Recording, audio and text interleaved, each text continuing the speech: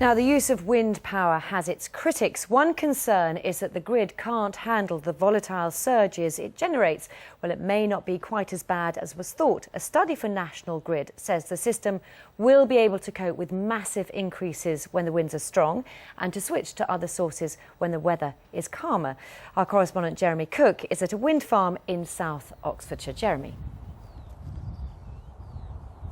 Louise, this is an important report because it sets out a vision for wind power across the United Kingdom for the next 2 decades and beyond. What it says, in essence, is that we need more wind farms like this one, which, by the way, was built by a cooperative of local people.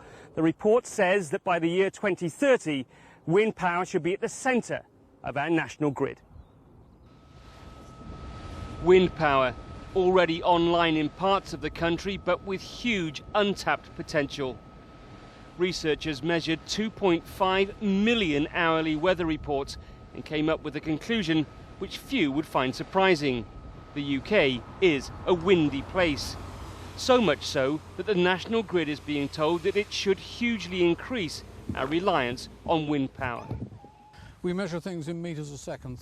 For Rod Blunden, that's good news. He spent decades in the fledgling wind power industry and is a director of this 5-turbine project which has been built by a local cooperative. UK has the best wind resource in Europe.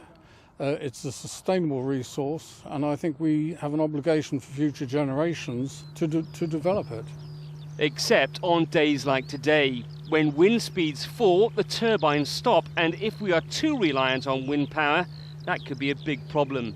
The suggested answer is to keep conventional power stations on standby, to be fired up only when wind energy fails. Ultimately, the electrical system is a balance of wind generation, nuclear generation and gas and coal generation. So when there isn't enough wind, there should be enough other sorts of generation to pick up, to take over from the wind. Any electrical system has a balance of different sorts of generation. You wouldn't want a system that was, for example, 100% wind, and equally you wouldn't want one that's 100% nuclear either. If ministers accept the findings of today's report, there could be big implications for the way we produce and consume electricity. On windy days, the cost of power would be low, but when there's calm, it could be hugely expensive.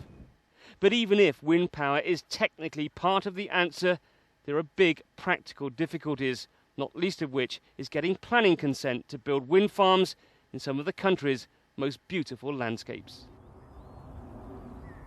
That planning issue is the centre of the controversy surrounding wind power, but people who believe that this is the future of our energy supply believe that as the need is identified, the opposition to wind farms will be reduced. Jeremy, thank you.